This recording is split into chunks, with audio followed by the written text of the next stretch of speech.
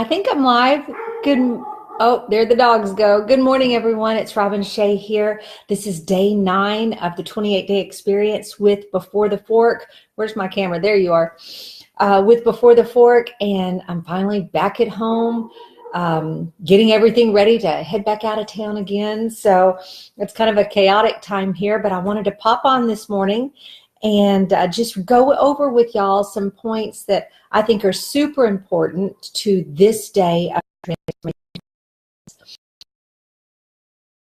I hope that y'all are experiencing all the phase 2 moments you can handle, all of the obstacles. I hope they're flushing themselves out and you're starting to see all the areas of weakness, because unless we identify them, there's no way we can go back and strengthen them. So identifying the weaknesses is the name of the game in phase 2.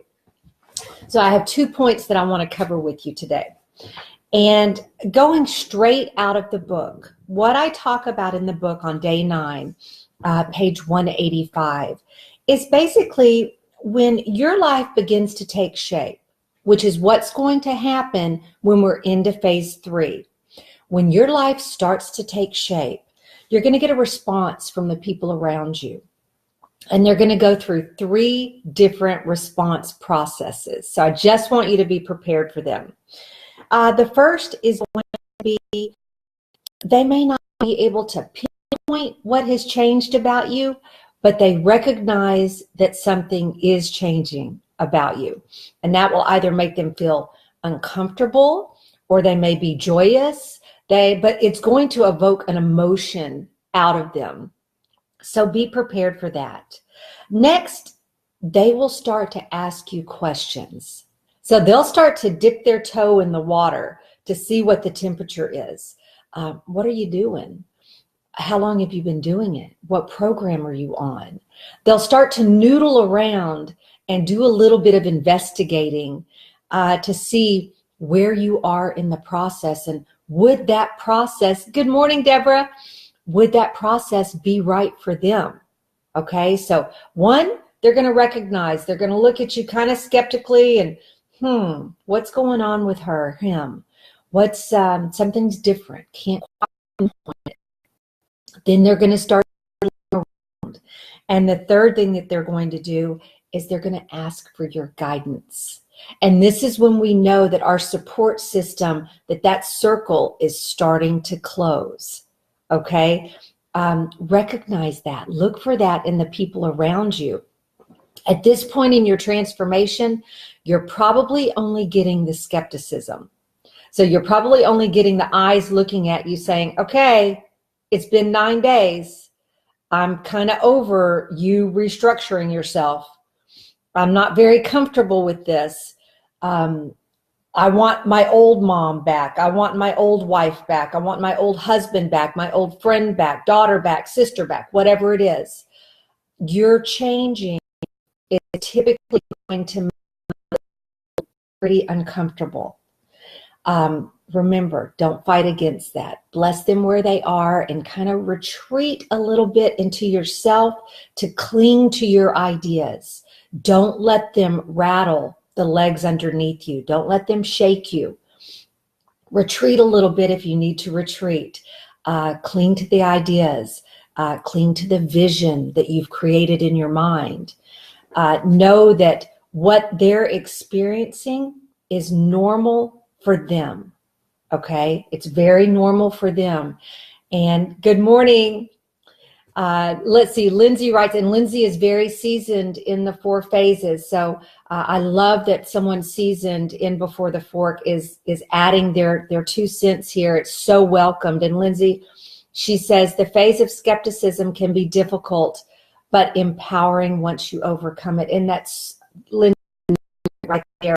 Once you assume responsibility and no resentment for being the teacher in the people's lives that you love, you're not going to impact all of them, but that's not your job. Your job at this point is to impact yourself, to be loyal to your vision, loyal to the determination and the inspiration that God placed inside of you. Honor that. And through honoring that, you will also inspire others to tap into that same side of them. So welcome the skepticism, anticipate the skepticism, and know that, let's say 10 people in your life that are looking at you right now through a lot of, God, I wish she'd just go back to being her old self. I wish she would have a big old beer, pizza, and cigarette with me, or whatever the vice is. When that passes and they start seeing the joy that you're embracing every challenge with, all of a sudden they'll start to dip their toe in. And out of the 10, maybe 5 will become dippers. Out of that 5, maybe 2 or even 1 will embrace change on the same level that you've embraced change. And that one will join you on the journey. And that's how this system starts to pay itself forward. You cannot impact everyone. But if out of all of the eyes that are looking at you, you bring 1 aboard with you, you have scored. You have just multiplied yourself. And the only way that we can continue to pay this forward is through multiplying our own efforts through others, through the efforts of others. So welcome those 3 phases: skepticism, toe dipping, finally asking, how do I join in? How do I have just that little bit of joy that you're experiencing? How do I grab a hold of that and catch that wave with you? And so that's what the focus of today is going to be. Just embrace it, know it. Right now, you're still deep in phase 2. So right now, you've probably got tons of eyes looking at you saying, what in the heck is she doing?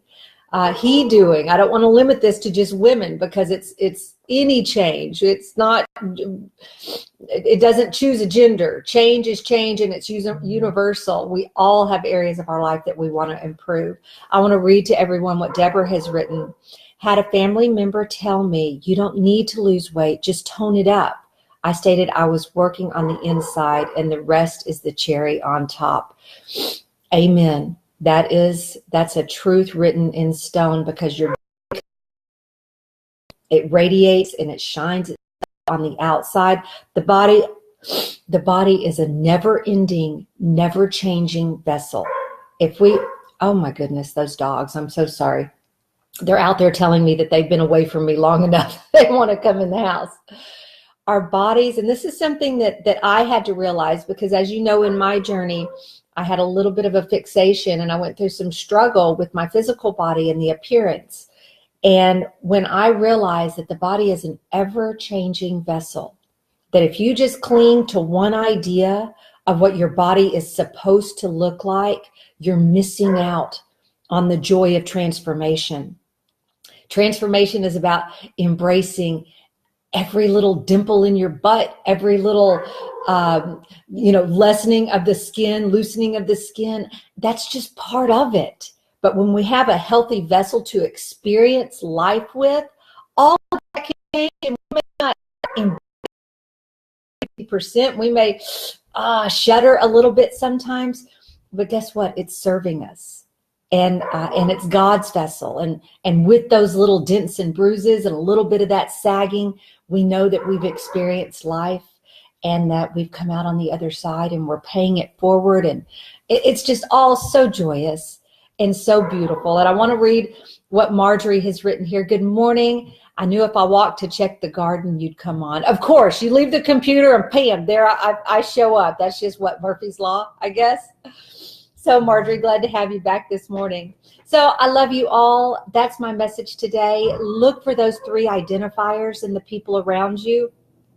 Know that it's just part of the process, and let it rattle you. Check in with your sides that are your stability, the 6 pillars of success in this transformation process. Know that you're deep into phase 2, and during this phase, you're going to have all kinds of eyes looking at you, beckoning you, begging you to go back to the way things used to be. You're deep into day 9, and that's what you can anticipate right now. So if you're feeling it, spot on. That's what you're supposed to be feeling.